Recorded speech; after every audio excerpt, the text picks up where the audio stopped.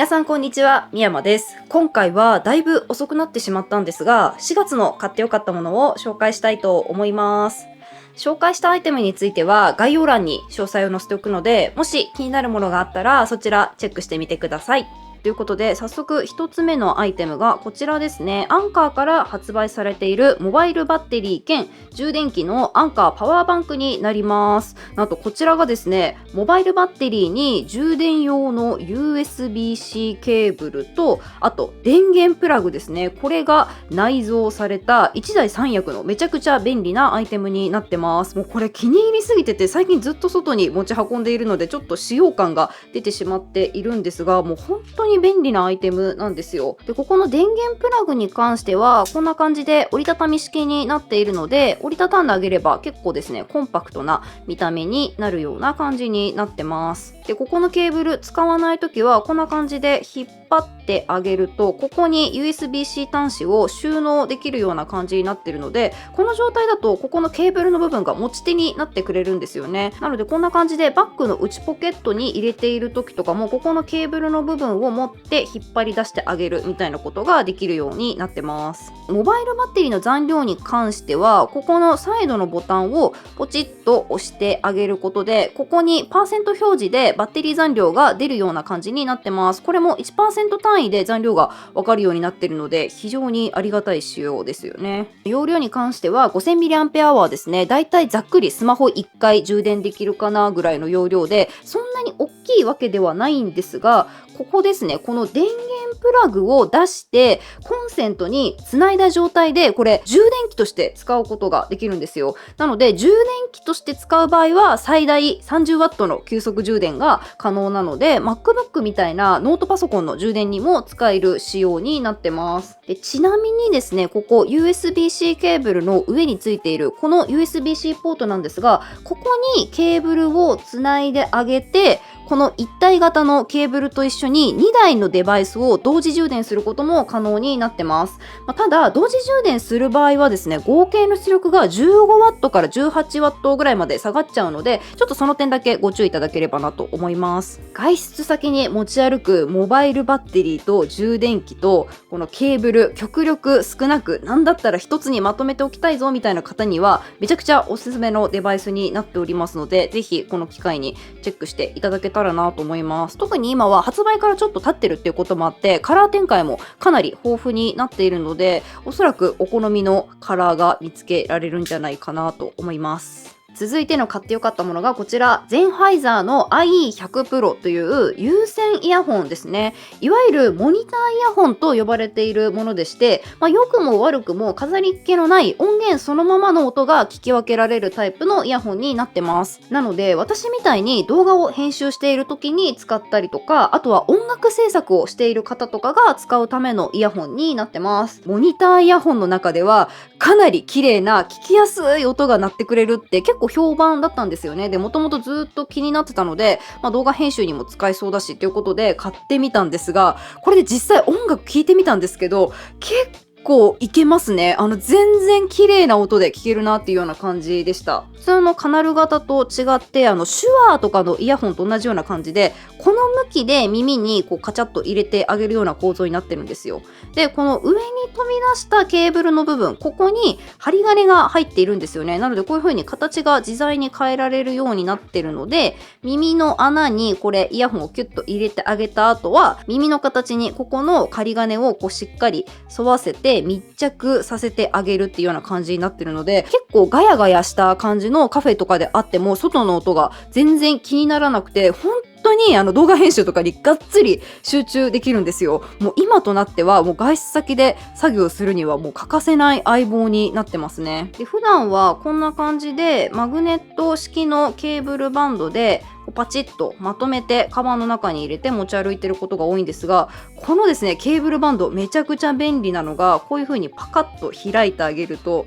分かりますかね。これUSB-C に変換できるためのケーブルがこんな感じで一体型になっているんですよ。というのも、ここのマグネット式のバンド、ここにちょっとした穴が開いているんですよね。ここにこういう風に変換アダプターとかを常に差しっぱなしにしておくことができるんですよね。なので、もし iPhone でこのモニターイヤホン使って音楽聴きたいなみたいな時は、ここにプスッとイヤホンのプラグを挿してあげて、あとはここの USB-C 横にカチッと入れてあげることで、こんな感じで iPhone で簡単にこのモニターイヤホンで音楽聴くことができるよみたいな感じにいつもしています。ぜひですね、動画編集だけでなく iPhone で音楽も聴けるようにしたいなみたいな方は参考にしてみてください。はい、続いての買ってよかったものがこちらの 2way トートバッグですね。これわかりますかね？このハンドストラップの蛍光色の差し色が可愛くて、見た目に一目惚れして購入したアイテムだったんですが、これ機能性もそこそこいい感じでして、最近かなりヘビロテして使っているお気に入りのバッグになってます。で、こちらの蛍光色のハンドストラップの他にですね、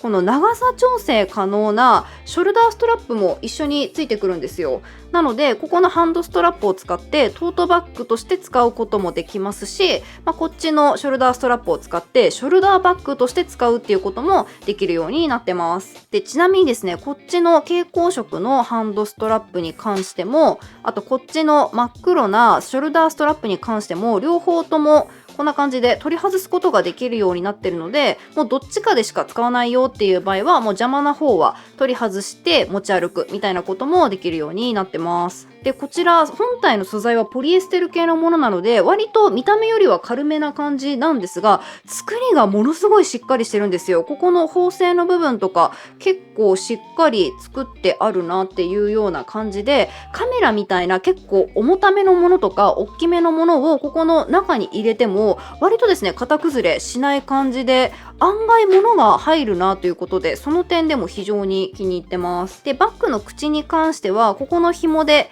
キュッとしっかり締めれるような感じになってます。で、バッグの内側はこんな感じで、背面側にちょっと深めの内ポケットが2つついてるような感じになってます。この内ポケット結構物が入ってお気に入りです。で、外側にもポケットが2つついていて、こちらもですね、マチ付きのポケットなので結構いろんなものが入りますね。お財布とか鍵とか一緒に入れられるぐらいのサイズ感になってます。で、この外ポケットがファスナーとかボタンがついていないタイプのポケットなんですが、ここの上の部分にこういう風に蓋ができるような仕様になってるんですよね。ここのポケットに入れてるものが外側からは見えないようになってるんですけど、物の出し入れはこのままこうスッと指を入れてあげればいいだけなので、結構出し入れしやすいような仕様になっていて、これも結構気に入ってます。で、このバッグさらに可愛いのがここですね。このサイドの部分にこんな感じでじゃじゃんと可愛い飾りタグがついてくるんですよ。このタグがですね、結構クオリティが高くて、しかもこの真っ黒な見た目のバッグに、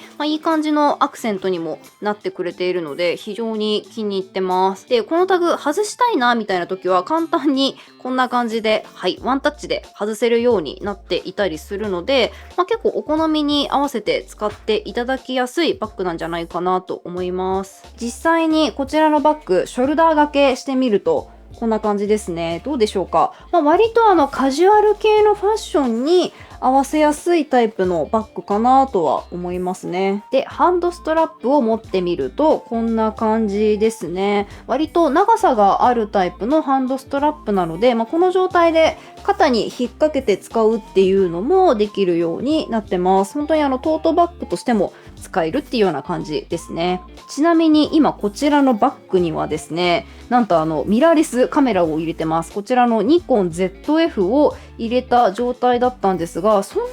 に違和感ないですよね。で、しかもこのカメラを入れたぐらいだと全然中身スカスカで、まだまだペットボトルとか財布とかいろいろ入れられるなっていうような感じなので、大きすぎず小さすぎず、カジュアルにさっと持ち出せるようなバッグ探してるんだよなみたいな方には非常におすすめなので、ぜひこの機会にチェックしていただけたらなと思います。続いての買ってよかったものがこちらです。これがですね、4月に発売されたばっかりの楽天コボ専用の電子書籍リーダーコボリブラカラーになってます。これなんとですね、見ていただいた通りわかりますかね、カラーページ対応の電子ペーパーデバイスなんですよ。あくまで電子ペーパーなので、サイドは控えめではあるんですが、最近は漫画も表紙だけでなく本編にもカラーが入ってる作品っていうのが結構多いので、ちゃんと作品全体の雰囲気を楽しみつつ把握しつつ、目にめちゃくちゃ優しい電子ペーパーでしっかり長時間漫画だったり本だったりが読めるっていうような感じなんですよ。でさらにディスプレイの明るさと色温度に関してなんですが、これ結構細かく調整できるようになってます。特に嬉しい機能がやっぱこれですね。このナチュラルライトって呼ばれる色温度の調整機能なんですが、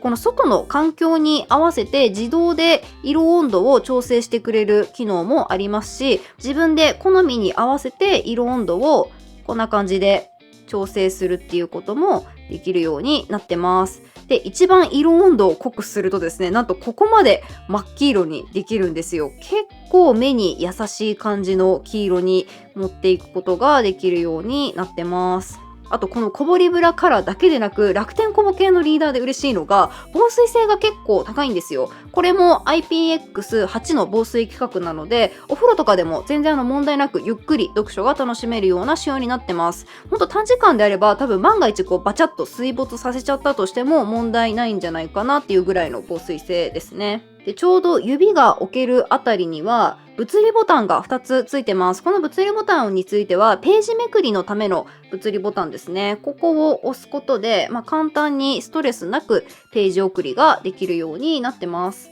でちなみに画面をこんな感じでタップしても、あとスワイプしてもページめくりできるようになってます。あとこのページ送り用の物理ボタンの近くにですね、私はこんな感じでハンドストラップをいつも装着しています。もうこれ長年使ってるやつなのでだいぶ使用感が出ちゃってるんですが、このストラップをつけるだけでさらにですね、漫画が本が読みやすくなるんですよね。すっごい快適になるので、長時間読書することが多いよみたいな方はぜひ一度このハンドストラップもチェックしていただけたらなと思います。で今回紹介するこのコボリブラカラーと、あと iPad miniですね。で同じカラーが入った表紙を見比べてみるとこんな感じですね。やっぱり電子ペーパーデバイスなので、ここの赤のサイドとかは控えめな感じになってます。とはいえ全体的な雰囲気の把握とかは結構できるんじゃないかなっていうような仕様ですね。違う漫画の表紙見比べてみるとこんな感じですね。どうでしょうか。やっぱり iPad の方が断然サイドが高くてパキッとした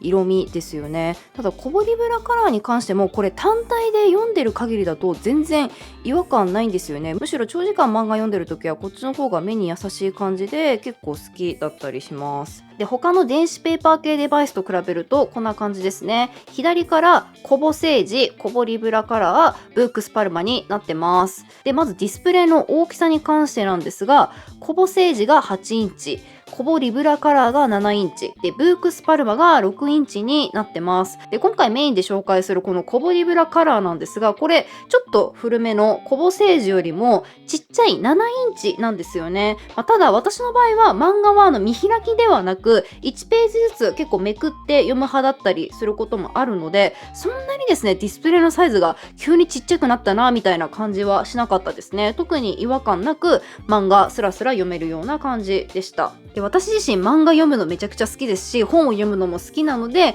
個人的にはもう本当に買ってよかった、もう毎日使ってるっていう感じの大満足なデバイスガジェットではあるんですが、実はですねこれ最大の欠点がありまして、このコボリブラカラーはあくまで楽天ブックスで購入した電子書籍専用のリーダーなんですよ。なので、こういったブークスパルマなんかと違って他の電子書籍系のアプリをインストールすることができないんですよね。なので Kindle も読めませんし、ジャンププラスのアプリとかを中にインストールしたりすることもできない仕様になってます。ただですね、一応 Google ドライブとかドロップボックスを掴んで PDF を、読み込んでそれを読むみたいなこともできるようになってますし、あとポケットっていうアプリを経由してウェブ系の記事を読んだりみたいなことはできるようにはなってます。ただあくまで基本的には楽天で買った電子書籍を読むための端末、それに特化したデバイスなので、ちょっとその点ご注意いただければなと思います。はい、続いての買ってよかったものがこちらのこの MacBook につないでいるこれですね。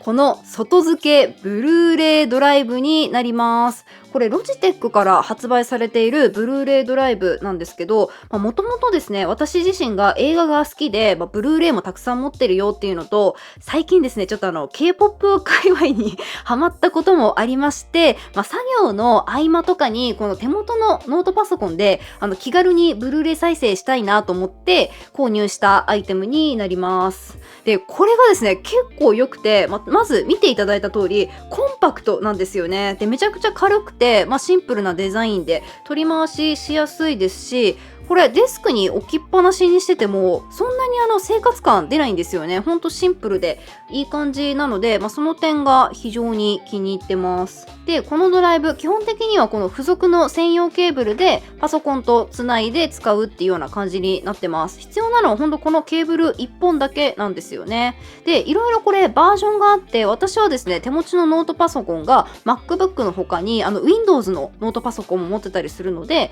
この USB-Cになってるタイプのケーブルと、あとこちらの USB-A になってるケーブル、この2つのケーブルが付属してくるタイプを今回購入しました。で、さらにこれ嬉しいのが、通常のブルーレイディスクはもちろんなんですが、4K 解像度のウルトラ HD ブルーレイ、UHD とかって言ったりするんですけど、その UHD ブルーレイ再生に対応したドライブなんですよね。最近は映画のブルーレイ買う時とかも、なるべく 4K ウルトラ HD 対応のブルーレイディスクが入っているものを買うことが多かったりするので、ドライブ自体が UHD に一応対応してるよっていうのは個人的には結構ありがたいはありがたいんですよね。あとですね、私は使ってないんですが、これブルーレイの再生だけではなく、データを書き込むこともできるらしいんですよね。空っぽのブルーレイディスクをこの中に入れてあげて、何かしらのデータを書き込んで、別途保存しておくみたいなこともできるようになっているらしいです。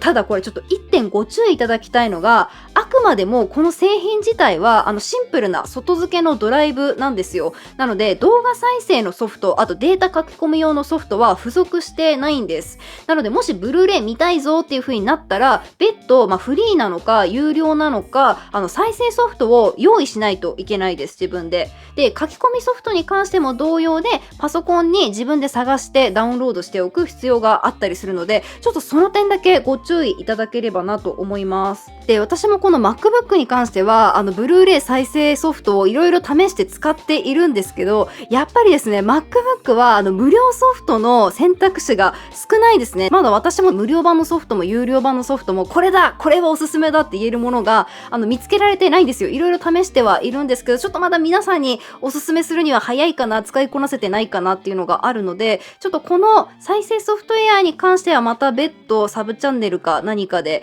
いろいろ調査した結果をフォローできればなと思います。続いての買ってよかったものがこちらのですね、シルバーアクセサリーを保管するのに使っているシルセーブと呼ばれる袋ですね。これは4月に新しく買ったものではなく、引き続き4月もリピ買いしたアイテムになります。この袋がですね、本当に不思議な袋でして、なんとですね、この袋の中にシルバーでできたアイテムを保管しておくと全く黒ずまないっていうめちゃくちゃ便利なアクセサリー用の保管袋なんですよ。例えばこのシルバーリング2つとかほとんどですね、磨いてないんですよね。どちらもシルバー925の素材でできたリングなんですけど、結構ピカピカですよね。ほぼ黒ずみもない状態で、ただこのシルセーブの袋に入れて保管していただけなんですけど、めちゃくちゃ綺麗ですよね。普通にアクセサリーボックスに入れて保管しておくよりも、このシルセーブに入れて保管しておいた方がシルバーが全然変色しないで済むんですよ。で、なんでこの袋の中に入れておくとシルバーが変色しないのかというと、一番重要なのはこの袋ではなく、この袋のの中に入っているこの紙なんですよね。この紙の方にシルバーの変色を防止する薬剤が染み込んでいるので、もしですねどうしてもお気に入りのアクセサリー入れがあるんだっていう場合は、この紙自体をアクセサリー入れの大きさに合わせて切って入れてあげるだけでも結構ですね変色防止の効果があります。で、なんだったらこの袋とセットになってるタイプではなく、この紙だけも売っているんですよ。なのでお気に入りのアクセサリーボックスどうしても変えられないよっていう方は、この紙だけ購入してお気に入りのアクセサリーボックスの下に切って入れてあげるみたいなことをしてあげるのもおすすめですね。ただやっぱりちゃんとしっかり密閉した状態でこの紙の近くにシルバーアクセサリーを置いてあげるっていうのが一番効果的ではあるので、もう私の場合はめんどくさいっていうのもあって、この袋とセットになっているタイプをいつもアクセサリーが増えるたびに追加購入して使うっていうような感じにしています。で、この袋タイプについては指輪とかに使いやすいちっちゃいものと、あとこういうバングルに使いやすい大きいものの、2パターンあったりするので、この辺もですねお手持ちのアクセサリーに合わせていろいろアレンジして使っていただけたらいいんじゃないかなと思います。じゃじゃん、続いての買ってよかったアイテムがこちら、筋膜ローラーですね。ここの両サイドの部分に、持ち手があるので片手でもいいですし両手でもいいですし、こんな感じで持ってあげて、あとはですねテレビとか YouTube とかを見ながら、むくみとかあと痛みが気になるところとか、こういう風にこうやってコロコロってしてあげるだけでいいよっていうタイプの筋膜ローラーになってます。私の場合は特に腰回りによく使っているんですよ。もうデスクワークで凝り固まった腰、背中がですね、これをちょっとコロコロしてあげるだけでだいぶほぐれるんですよね。で、一見ここのデコボコの部分が鋭くて痛そうに見えるかもしれないんですが、この部分割と柔らかめの素材なんですよね。シリコン系の素材でできてるので、コロコロしても全然ちょうどいいぐらいなんですよ。なんか連続でいい感じの強さで指圧されてるなぐらいの感覚です。こういったマッサージガンとかも持っているんですけど、これ肩周りには結構使いやすい感じ、サイズ感なんですけど、腰周りだと広範囲にこ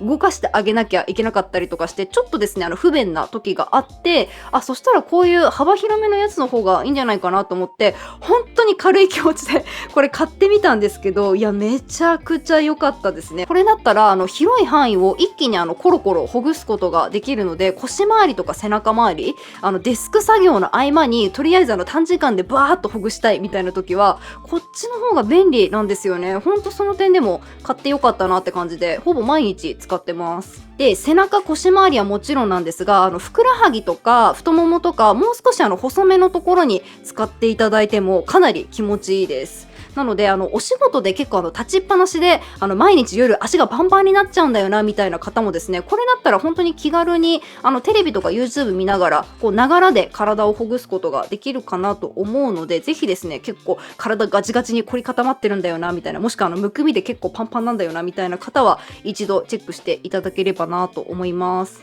続いての買ってよかったものがこちらですね。頭のいい人が話す前に考えていることっていうタイトルのビジネス書になります。これ本屋さんのランキングとかでも最近ずっと上位にある本だったので、気になって買ってみたんですが、いやめちゃくちゃ参考になりましたね。社会人であれば読んで損はない本なんじゃないかなと思います。人の心を動かすための考え方とか聞き方、話し方っていうのが分かりやすくまとまった一冊でして、例えば会社で上司なりクライアントなりに、何か報告したりとかプレゼンしたりとか商談する機会がある方だったらめちゃくちゃためになると思います。いつもよりほんの少しだけ考え方を変えるだけで会話している相手に与える印象っていうのがここまで変わるんですよっていうのを具体的なノウハウとかエピソードだったりを交えて提示してくれてるので、もうめちゃくちゃ読みやすいし分かりやすいんですよ。で、実際にこれ読んでて、うわこの話し方やっちゃってたとか、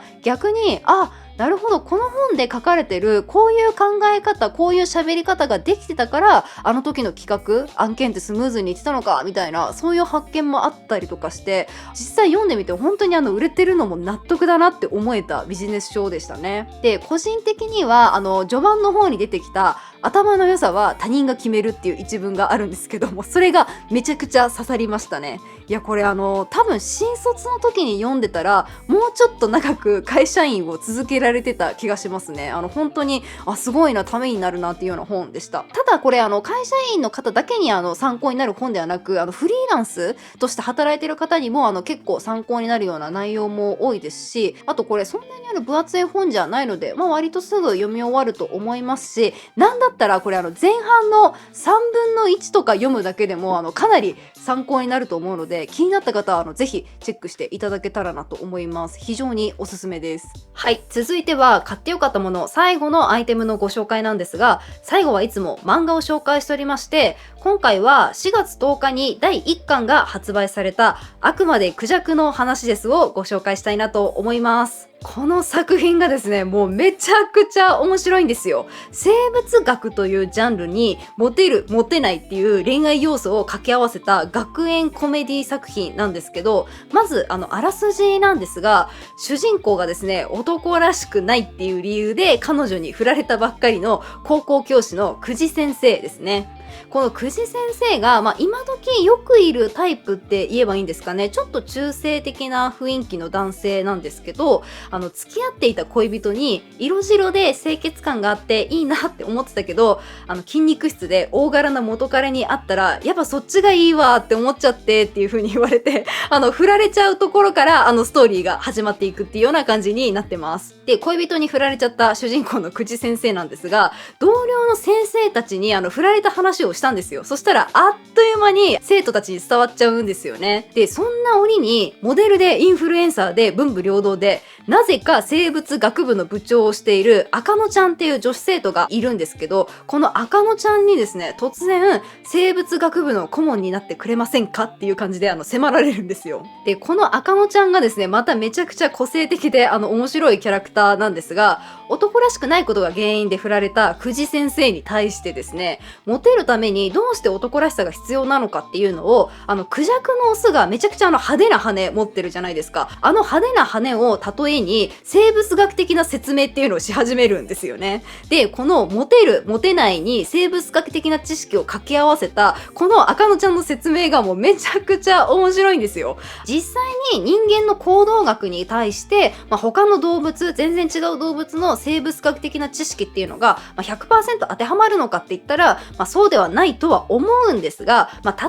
話の一つとして生物学っていうあんまり人が知らない知識っていうのを説得力がある感じで、だからモテるんです、だからモテないんですみたいな感じで残酷な真実を突きつけるような感じで赤野ちゃんが説明するっていうのがなんかめちゃくちゃ笑えるんですよね。めっちゃ面白いんですよ。で、そもそも恋愛、モテるモテないって小さいものから大きいものまで多くの人が何かしらの悩みを抱えるジャンル、文化だと思うので、そこに生物学の知識を絡めることでなんか他にない読み心地になってるかなっていうような感じですごい面白いんですよね。今まではありそうでなかったなっていうような漫画に仕上がってます。で、ストーリー展開のテンポもすごく早くていい感じですし、だいたいどのエピソードも1、2話で完結するような感じなので、かなり読みやすいんですよね。なのでもし気になったなって方がいらっしゃったら、ぜひですね、この機会に一度チェックしていただけたらなと思います。ちなみに今回紹介しきれなかった4月に読んで良かった漫画については